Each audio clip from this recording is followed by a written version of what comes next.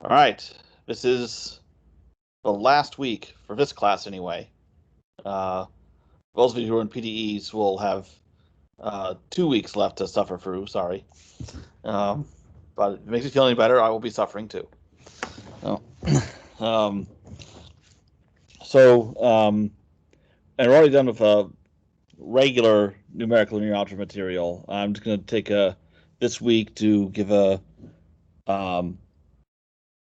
very brief overview of statistical learning.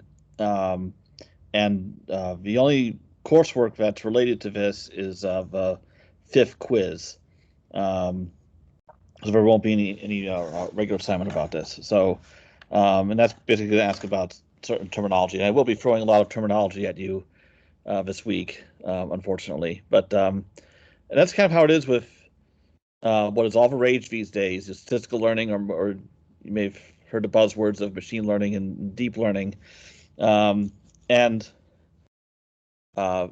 people who work in those fields have their own lingo.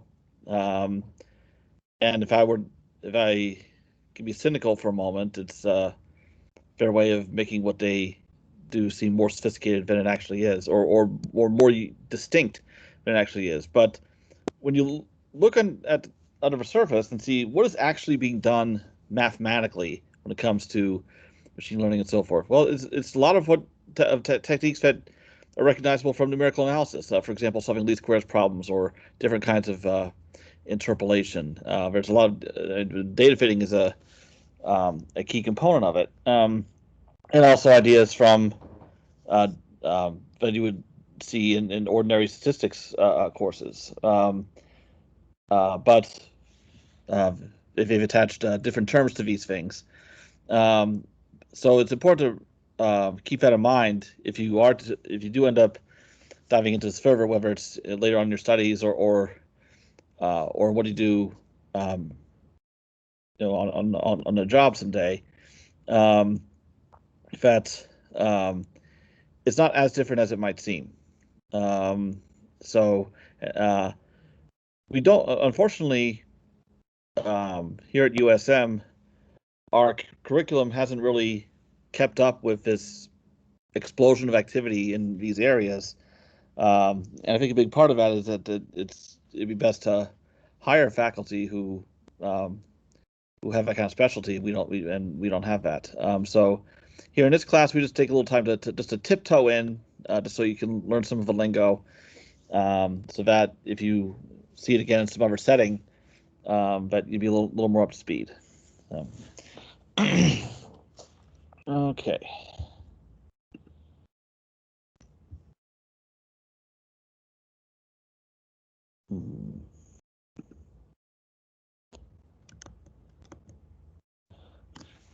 And I should be open about my cynicism about this, because I don't like it when all of a sudden some area of math is deemed to be the important thing that everybody should be doing this, because that could never possibly be true. Everything that's been done up to this point retains its value, and of course it's going to evolve. That's what leads to these new areas forming. Like 10 years ago, it was computational biology that was a big thing. I was actually urged to steer my research in that direction to help myself get a job. It didn't really make sense for me, so I did not do that, and I still got a job. Now there's a lot of big push for mathematicians working in whatever areas to turn their work in this direction too.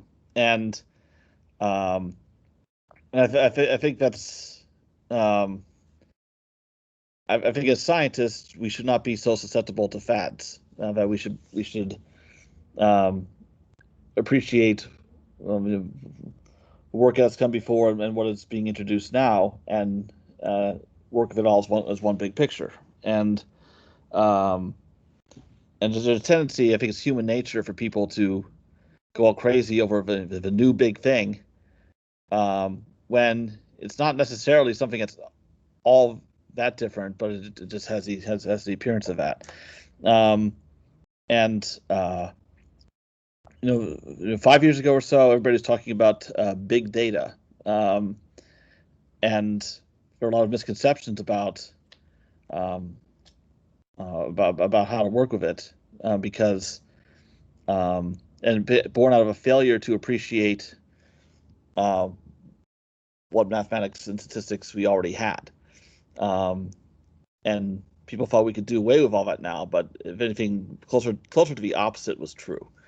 Um, and well, one thing that came out of big data was and the frequent use of this buzzword, um, was that when my friend at Stanford, Margot Gerritsen, whom some of you got to meet virtually last semester, was trying to come up with a new slogan for her computational math program that she was running at Stanford. And in a moment of pure sarcasm, I said, "How about we do big math?" And she loved it, and that's still her slogan.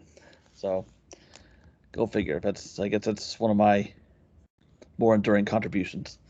Um, okay, so now, without further ado, and hopefully less sarcasm and cynicism, but no promises, I will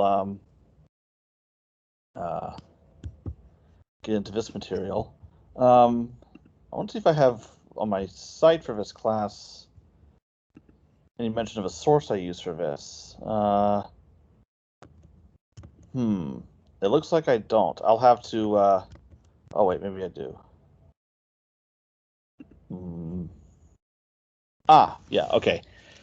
So I'm gonna have to unshare and reshare here. Um,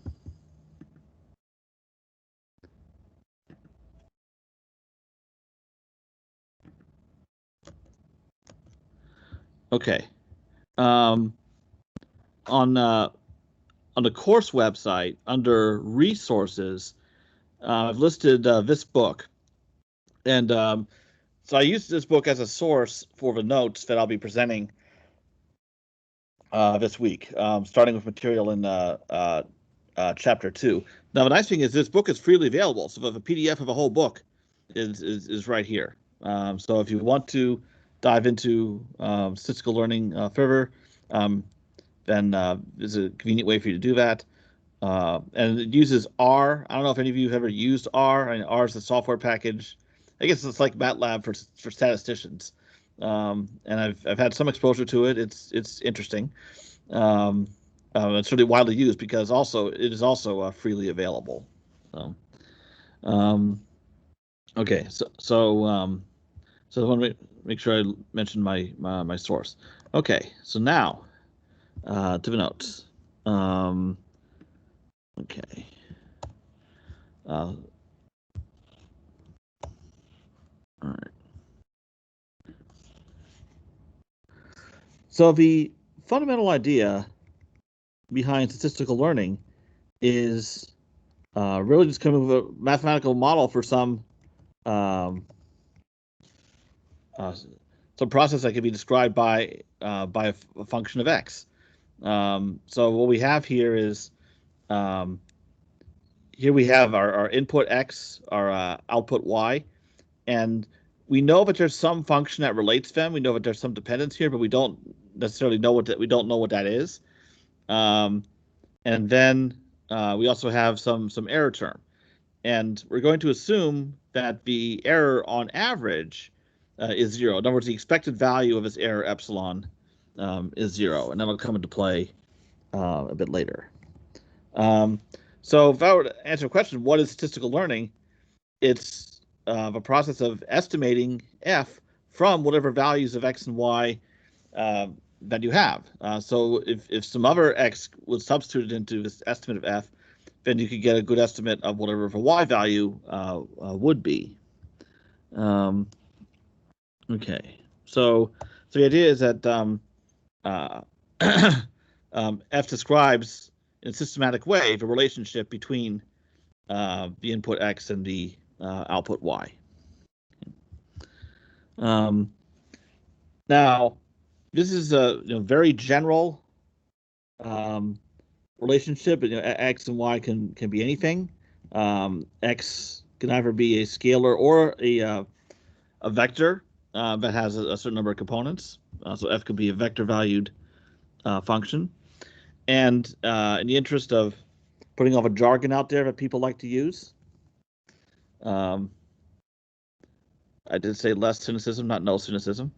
That the x values are often labeled as predictors. The y value is labeled as responses.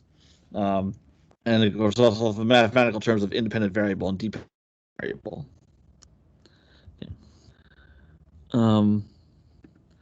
So, as an example, what if the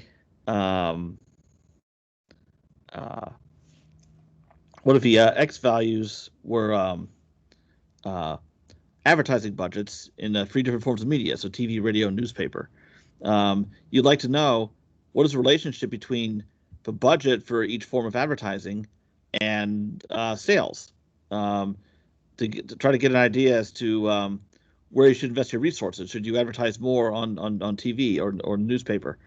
So in this example, the budgets are the x values; those are the predictors, and then the sales are the y values of the responses. So the goal is to find what is the relationship. Now that relationship, obviously, sales is going to depend on a great many things. But one of the key aspects of statistical learning is you want to try to find out what is your output or your response most depend on the most. What are the main driving forces behind the observations that you have?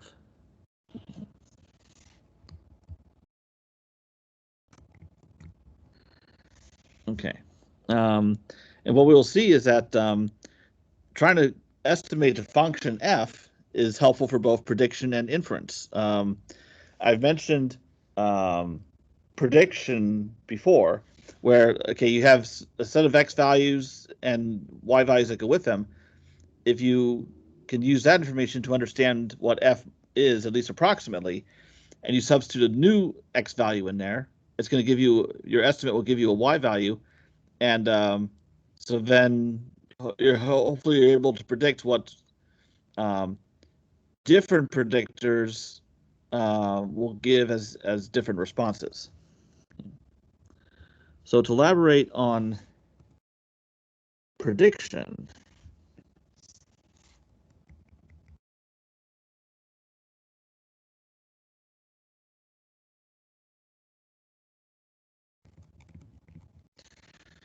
okay.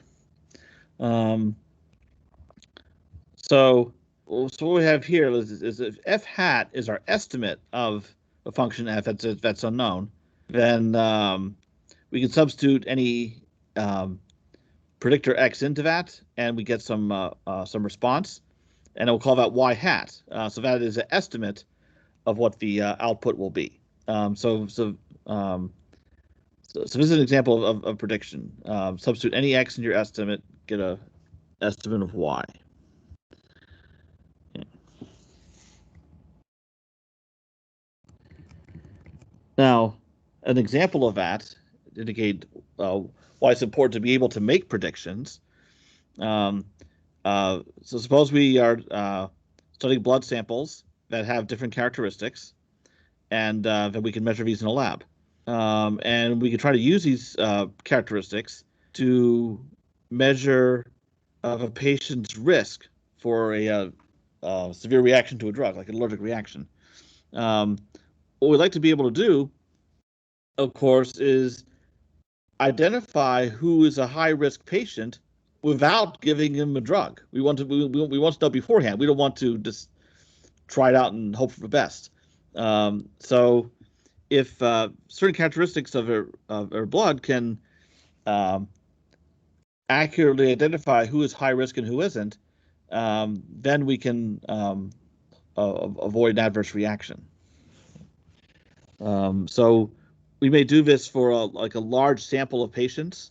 So this is the data that can be gathered, for instance, for a clinical trial for a drug where it's important to have a large sample. And then we can because it's from those clinical trials that side effects are made known. You see all these commercials for medication, and you're not even sure what the medication is for, but someone's urging you to take it, and then they list all these side effects, up to including death, and so the data gathered for clinical trials are used to associate patient characteristics of a patient that can easily be it can easily be measured, and try to identify the high risk cases. Okay. Now, if we try to break down the error in our prediction, there are two components to consider.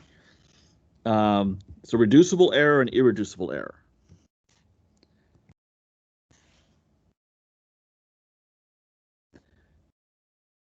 So in a nutshell, reducible error is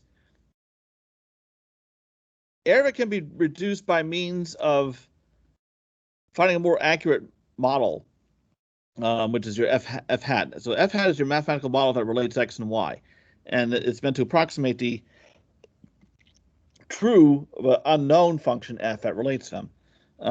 So the better job you do of coming up with this model f hat of f, then the smaller your reducible error will be. And if you're lucky, maybe you can reduce it to 0, at least in cases where there's a fairly simple relationship between x and y. And definitely not to be expected, but in theory, it can happen. Okay, then there's irreducible error. That comes from the error term I gave at the beginning is epsilon, which is not something you can deal with by coming up with a better model of f. So based on your inputs x, you cannot predict what this will be.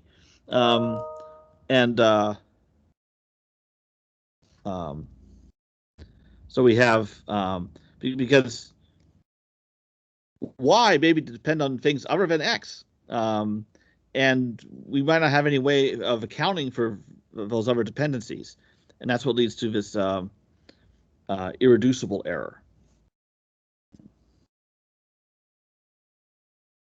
So how we can you actually get a formula for reducible versus irreducible error.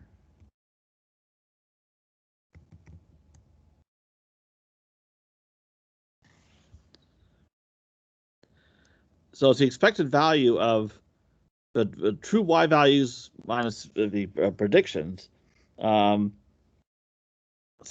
the expected value of this deviation squared. So what we do is we keep in mind that y is equal to this part, the f of x plus the irreducible error. And then y hat is your predicted output, and that's based on our approximation of f.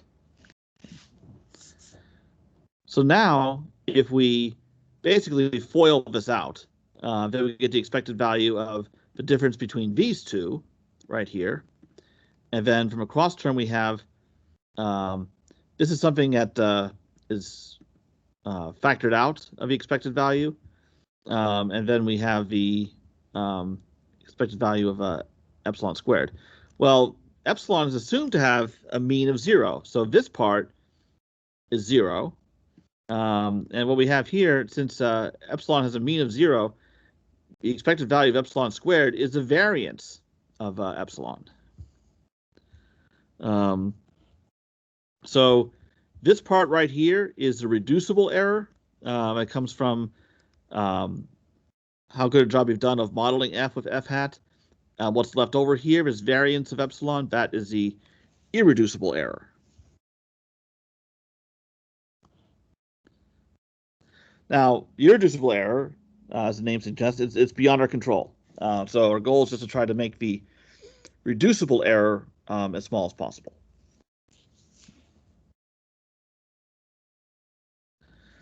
Okay.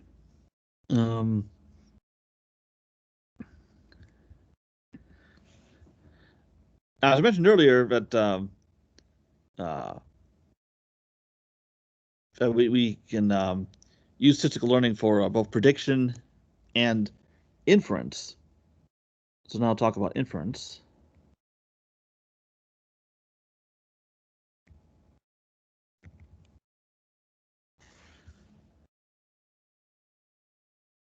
Okay. Now, so prediction, as I mentioned before, that's when you plug in values of x outside of a data that you have to try to get an idea of what corresponding y value would be in those cases. So you don't need to know what form f really has. You can try to fit f using certain known functions like polynomials, etc., to try to capture the relationship between x and y as best you can. But again, that's just an educated guess. You don't really know what f is doing. And that's perfectly fine for prediction in most cases, but inference is about having a better understanding of a relationship between x and y from the data that you do have. What kind of function is f really? So we need to have a clear idea as to what the true but unknown function f is for inference.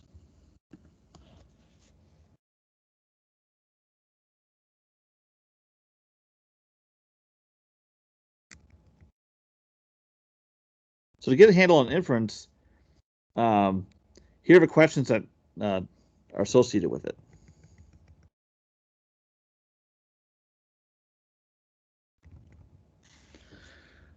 What predictors most influence the response? So if you know that y can depend on a great many things, several variables, which variables are the most significant?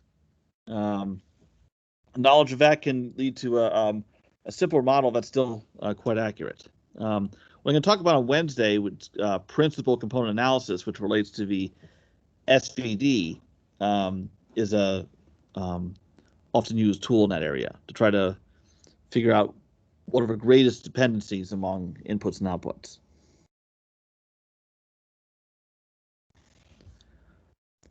Also, for each of the predictors that you have, each of your X components, is the relationship between that predictor and a Y value increasing or decreasing one? If you increase a certain X, does that cause an increase in Y?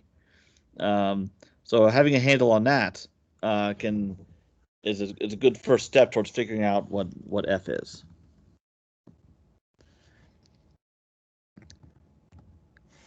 Now, suppose you find that there's an increasing relationship between a certain X and Y. But then you want to know more. Like, is the relationship linear or nonlinear? If I increase X by a certain amount, will Y increase in a proportional manner? Like, is Y a linear function of X? Is there a roughly constant slope? Or as I continue to increase X, is Y going to increase more rapidly? So maybe there's a nonlinear relationship between X and Y. Because we could try to come up with a type of function to fit F. And we'd like to have an idea of what kind of function that would be. Is a linear function enough, or do we need something more sophisticated?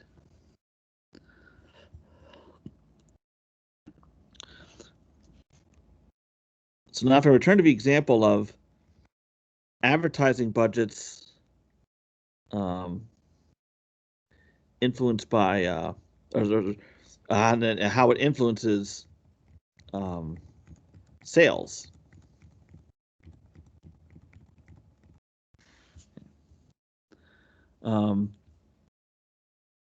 So what you want to know is, okay, you're looking at advertising in 3 different media: radio, TV, newspaper. And yes, it is kind of an antiquated example, but whatever. What if you find that radio advertising has hardly any impact at all on sales.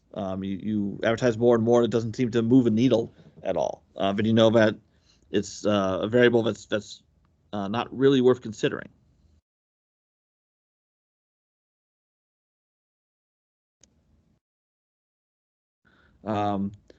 What media drives sales the most? If you increase the budget in any of these areas, what's going to have the greatest cause the greatest change in sales?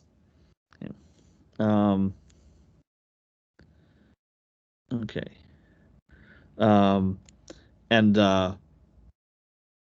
also, once you know which form of advertising has the greatest impact, is that impact linear or nonlinear? Like, for example, um, you might find that another business setting, business example, um, suppose that you are um, uh,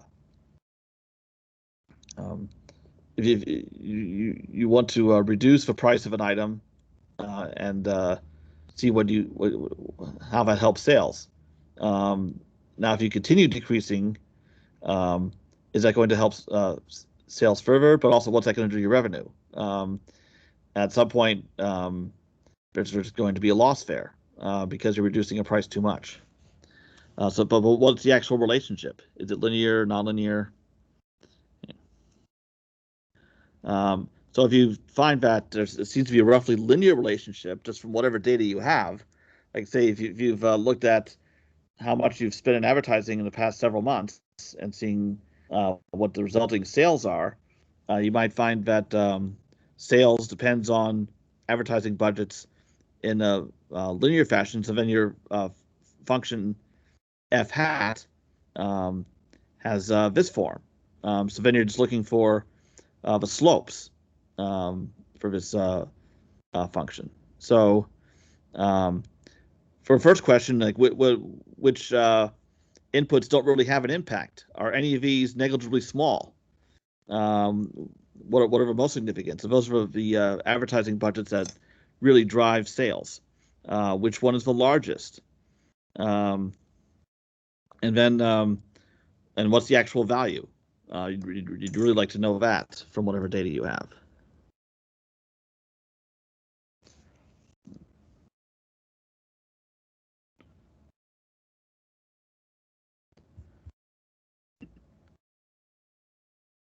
So now we have the idea what how to start approaching a problem of fitting data to a function. Like mathematically, what do you really do?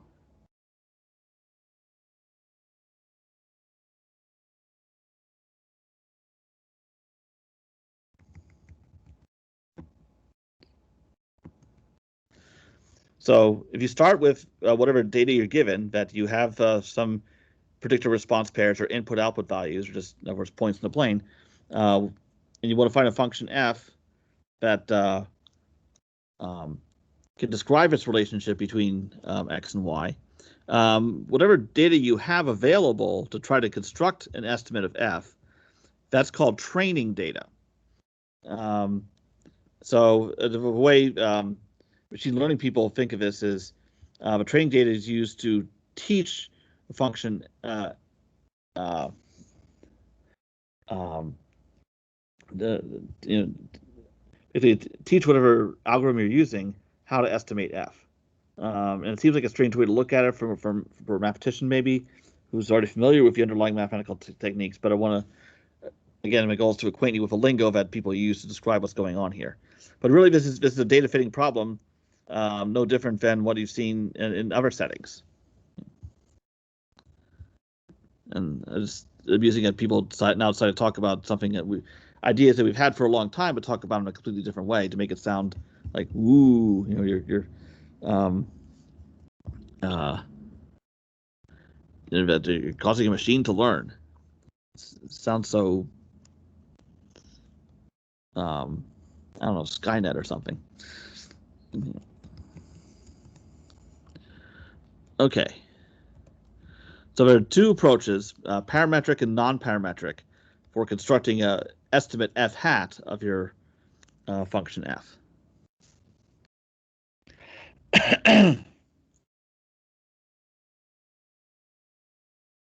So first, parametric.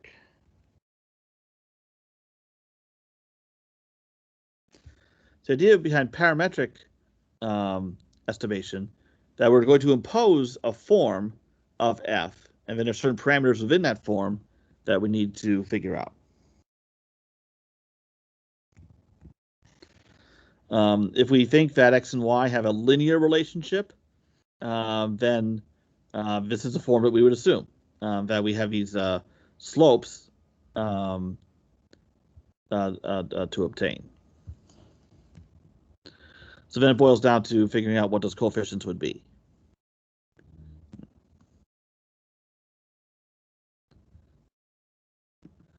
So then the data that you're given, that's referred to as your training data, is used to come up with the values of those parameters. And so that's what we call fitting or training the model.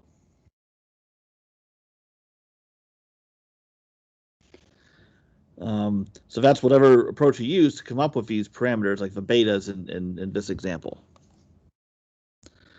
And that can be done in different ways. The one that most closely relates to what you've seen before in this class is just the least squares problem. That we're trying to find the betas such that the sum of squares of the deviations between your given y values and what y values are produced by your prediction, that the sum of squares is as small as possible. So this is nothing more than a full rank least squares problem, straight out of chapter 4. But now they call it training a model.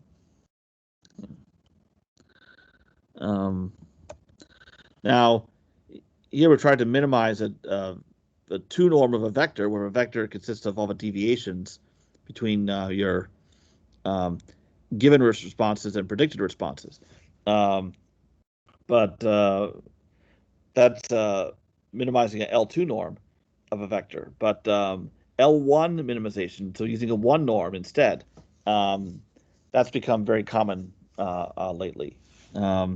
And I mentioned at the beginning of chapter 4 that if a 2 norm is preferable because it's a differentiable function of your x's, but and that is a significant advantage, but that does not stop people from looking into alternative criteria for determining these coefficients using a different measure of error, such as a 1 norm.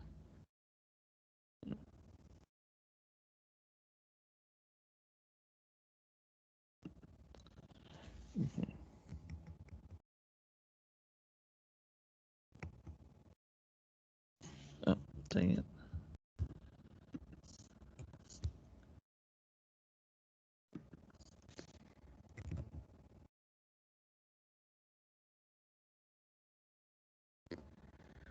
Okay, so the nice thing about parametric approach is that it reduces the whole task of coming up with f hat to just solving for certain coefficients by well-established mathematical techniques.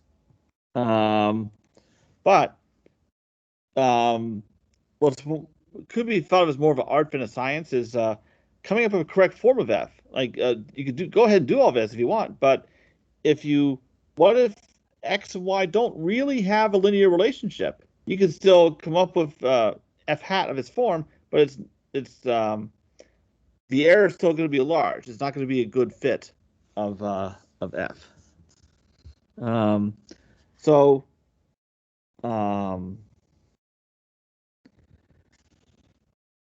to get around that, you can make f more flexible. Like, what if you allow f to be a polynomial of any degree, or using some different kinds of functions? So not limiting yourself to the linear case, then certainly you can make this error smaller. But there's some downsides to that. So although you may be reducing your reducible error, it's now more complicated to find all the coefficients in your more elaborate model. Also, you might overfit. So like for a classic example of this is suppose you have a large number of points, xy pairs. You could use polynomial interpolation, find a polynomial that will pass through those points. It'd be a high degree polynomial. But functions like that, high degree polynomials, behave in such an unstable manner that if you plug in a different x value from what you have among your training data, y value that it produces is likely to be very far off. Because what your model has done, that high degree polynomial in this case, has captured not just the data itself, like how y depends on x, but also noise in the data, because your data should be assumed to be erroneous, and they're often gathered by some kind of measurement. The true function f that you're looking for that relates them may be extremely complicated. You want to try to find the simplest function possible that will still capture the general behavior of relationship between x and y, so then you can avoid effectively modeling the noise. So there's a certain sweet spot. If your form of f hat is too simple, you're not going to accurately describe relationship between x and y. You're leaving too many things out. If you go something that's too elaborate, you're modeling too much. You're modeling the noise and the data. So either way, your predictions will be off. So trying to find that happy medium. So that's or parametric methods. Now, as for non-parametric,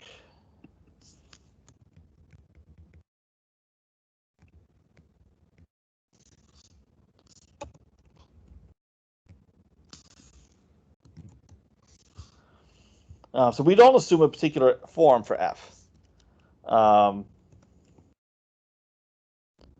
Okay. So an example of a non-parametric method uses radial basis functions to describe the data, even if what you observe is a relationship between x and y with the training data you have, doesn't necessarily have the appearance of a radial basis function, but you're using a linear combination of radial basis functions and taking advantage of their nice properties to try to describe relationship between x and y. As opposed to thinking from the outset, x and y have a linear relationship or some kind of low degree polynomial relationship. If you're one dimension, a cubic spline, because yes, it's a polynomial in each subinterval, but that can be used to describe a wide variety of functions on the domain as a whole. But you also get the simplicity of polynomials. So to summarize, what's going on with non-parametric methods is that you're working with functions that, in some sense, have some nice properties like cubic polynomials or its radial basis functions, but using a large number of them in order to be able to describe whatever kind of relationship x and y might have.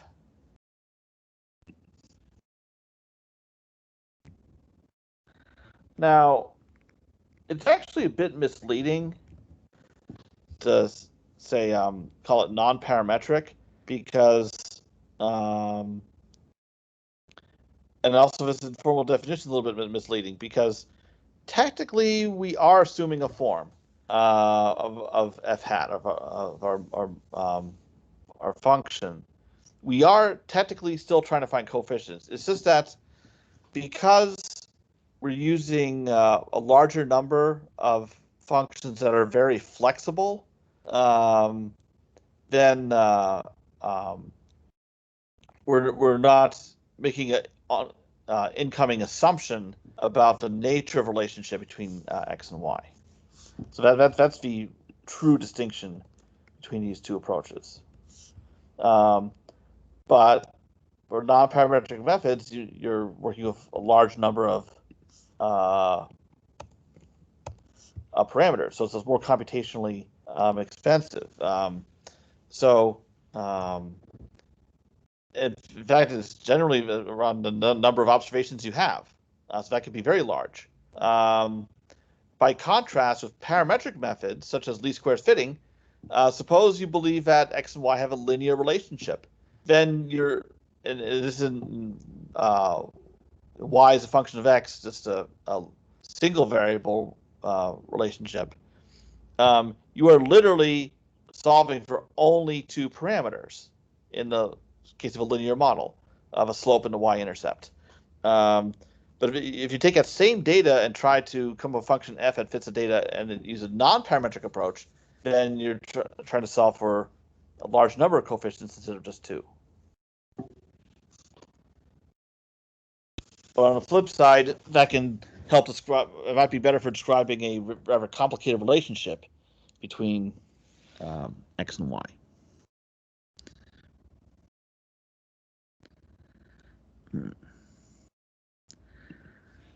So the difficulty of trying to come up with an estimate of your function f is that you have competing criteria to take into account.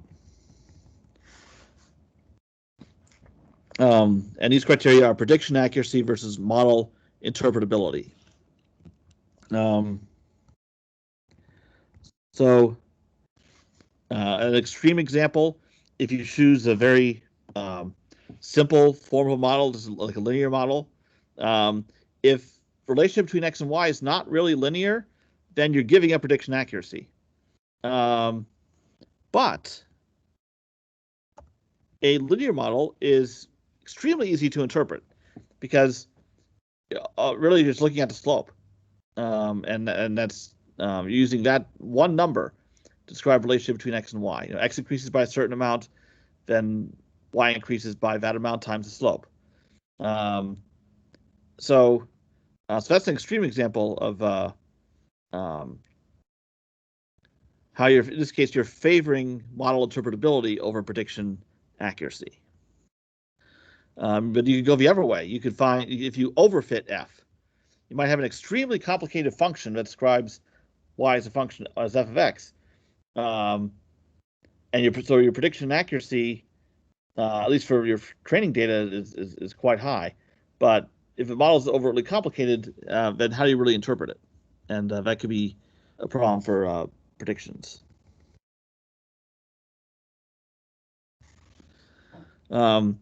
So they have this inverse relationship. If you have a model of more flexibility, that's more accuracy. Hopefully it stops short of overfitting. But a more flexible model, it's more difficult to interpret. How are you going to describe this kind of function to an observer? Because normally when you're interpreting a model is largely based on increasing or decreasing. Like as a certain variable changes, does that lead to an increase or decrease in y, and how much? You want to try to quantify those things, hopefully it's a simple thing to describe in terms of a slope. But if you have a more complicated function, then that relationship is hard to describe and harder to work with.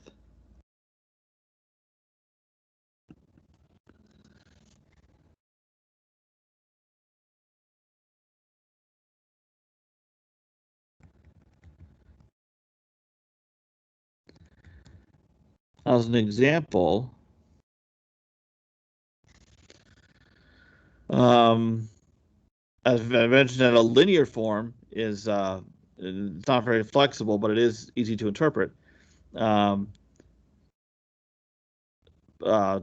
go further that direction, a lasso is a model in which is also linear, but you're assuming a certain coefficient, certain slopes are 0, and you're focusing on the rest. So then you have you're saying that these x values are the ones that are important, and the others have a negligible effect, and therefore they can be neglected.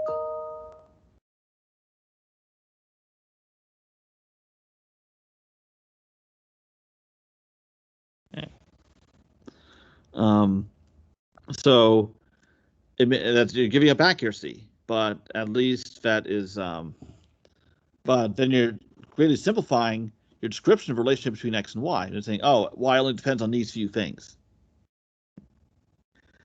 The question is, are you giving up too much accuracy to arrive at that conclusion?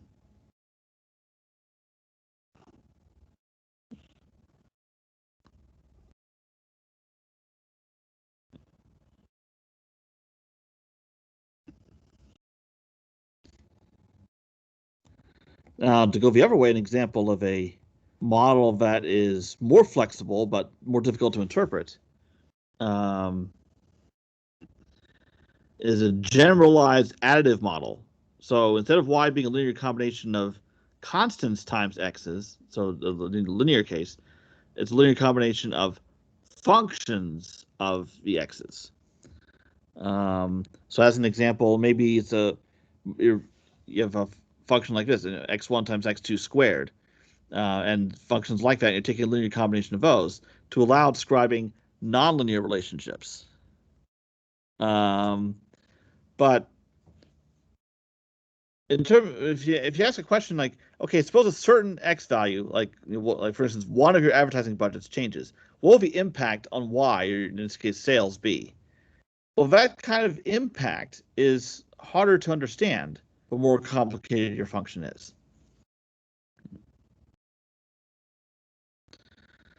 All right, so the bottom line is that the greater lengths you go to accurately capture a function f, the more difficult the model is to interpret. So these are things to think about when forming data fitting.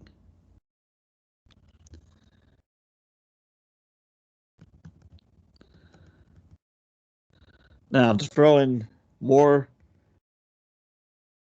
jargon, everything I've talked about so far, parametric or non-parametric, linear, nonlinear, those are all examples of what's called supervised learning.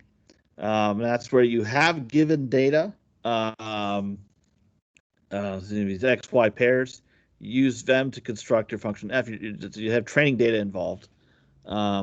So that's supervised learning.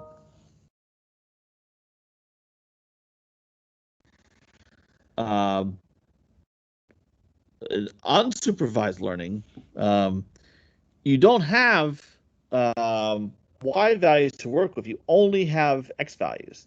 That seems extremely limiting. And yes, that is true.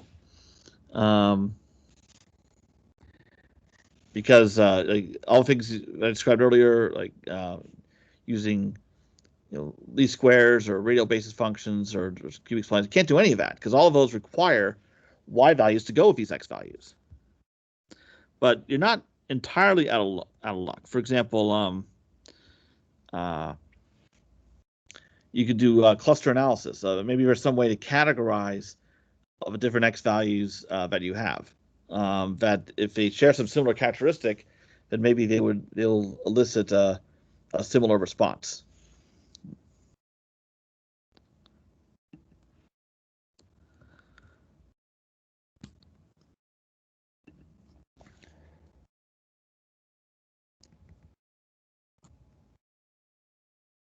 Okay, I also want to focus on the difference between quantitative variables and qualitative variables, also known as categorical. Okay.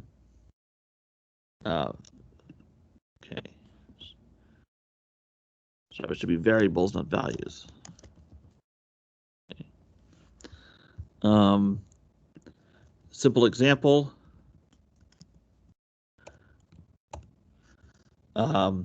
Temperature is a quantitative value of a variable, whereas a person's gender or day of the week, those are not quantitative. You could assign numerical values to them for convenience, but generally not considered quantitative.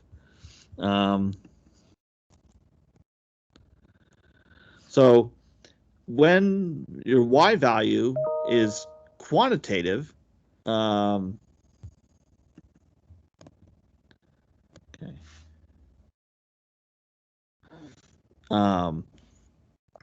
Then you're solving a regression problem. And that's what I was describing before, like least squares fitting.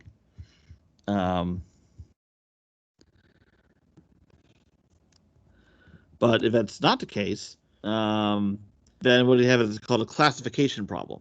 Okay.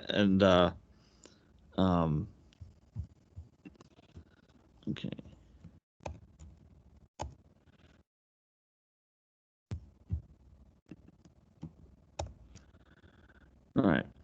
So, now the thing is, when you're trying to distinguish between a regression problem or a classification problem, doesn't matter what the predictors are. It's whether responses are quantitative or qualitative. Because if your X values, your predictors, are qualitative in nature, so not numerical in nature, like for example, day of a week, that's when you can assign numerical values to them and work with that. So as an example,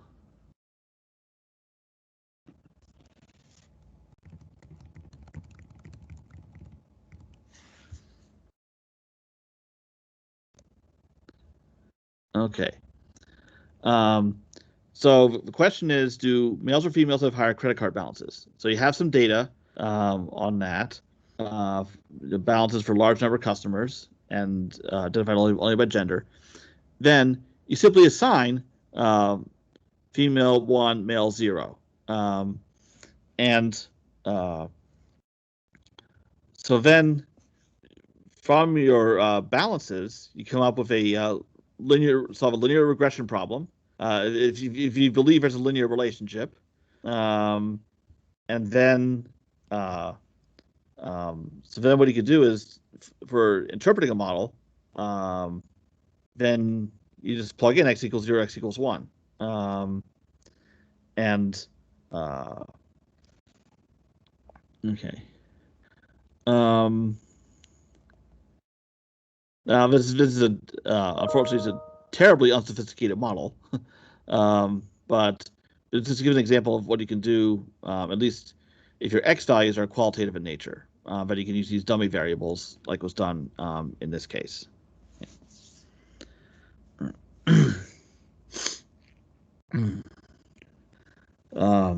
So from your training data, after you substitute x equals 0, x equals 1, then you try to predict someone's credit card balance based on their gender. Now, that's assuming that gender is the primary driving force, which of course it would not be. Very many other factors to take into account. So you might have those as extra additional terms here, and also with dummy variables assigned as needed. Again, if those other factors are also qualitative rather than quantitative. Okay. So that is my overview of statistical learning and the terminology associated therewith. But I will continue with this on Wednesday to talk about principal component analysis, which is a key tool from statistical learning, and how it relates to things that we've seen previously. But do we have any questions about this or about any homework? I kind of have sort of a unrelated question. It's kind of a quick one, but is there a way to have like an R, like a class dedicated to R, or is that not something that would have enough interest? Oh, I mean, like so. So in other words, like a whole course on R. Right. Okay. A lot of the job applications I'm looking into, like, data scientists, data analysis, all that kind of stuff. They're, pretty much R, SQL, and Python. And so. Yeah. Well, interesting idea because a few years ago during the summer I taught a class on Python, and we do have at least a few faculty members, and I've used R, but I'm definitely not an expert. And I know that Dr. Schroeder has made frequent use of R for his data analysis class, and it could be something that might even just be like a 8-week 1 or 8-week 2. So I think it's the sort of thing where if there was enough interest, like from polling the students, then I could see running something like that. And the nice thing is, especially when it's graduate level, it's possible to just quickly arrange a topics course, like 684, 685, something like that, to for purpose of running it, as opposed so that whenever it's decided to do this, can just run it to the following semester. So I think that's certainly something that's worth considering anyway. Because I also know that what happens every semester when I'm advising graduate students, that there are not a lot of in terms of classes, there are not a lot of options, especially for those of you who've been here for a while and have worked your way through our inventory. So yeah, that's kind of another reason. All the, like the all the 400, 500 level classes I took as an undergrad, those are, off limits as a grad student. So.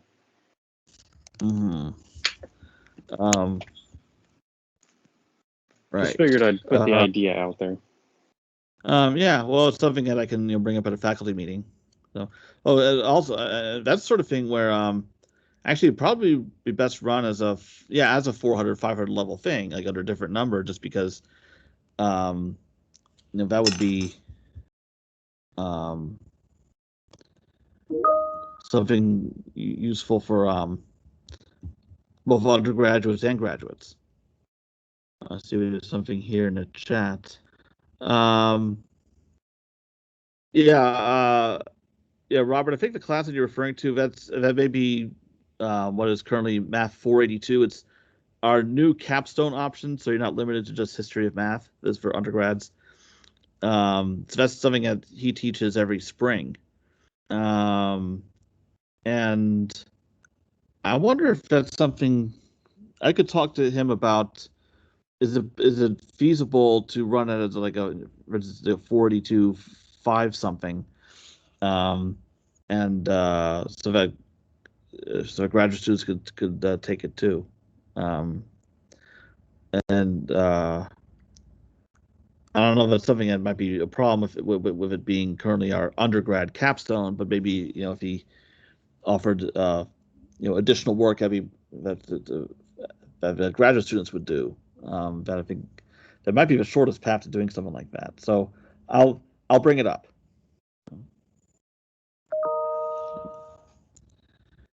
Okay.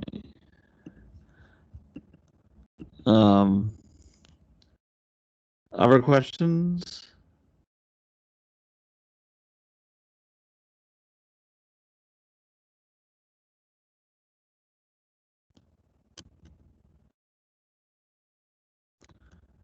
Are you about homework or anything?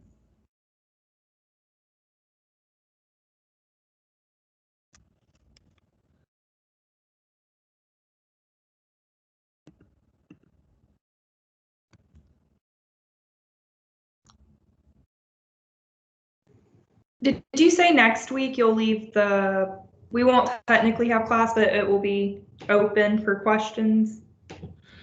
Yeah, well, but it's something that I would appreciate you, if anyone wants to do that, to let me know in advance. Okay. So yeah, and then we can just arrange a Teams call. Because I don't want a situation where I go ahead and show up and nobody comes. So if you're gonna do that either Monday or Wednesday of next week, just give me a little heads up. Thank you. Okay. Alrighty. All right, I will end the recording here, and then we'll. And of course, anyone has questions, then let me know. I'll see some of you in PDE.